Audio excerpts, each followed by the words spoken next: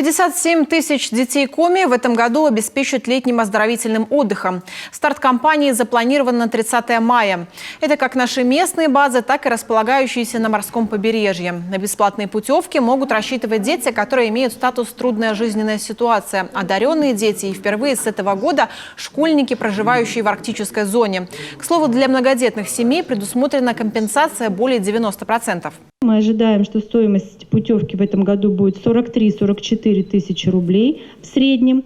И многодетным родителям с учетом компенсации придется доплатить 5-6 тысяч рублей.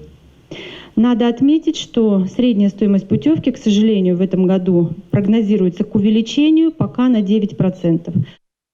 В этом году наших детей вновь ждет Черноморская «Зорька». Там сейчас идет ремонт, закупается оборудование, мебель и инвентарь.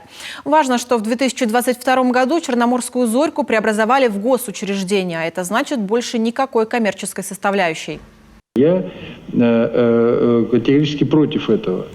То есть мы не для того там меняли полностью, 2 года мы над этим бились, да, меняли юридическую основу организации для того, чтобы сделать государственной, чтобы опять продавать на сторону путевки.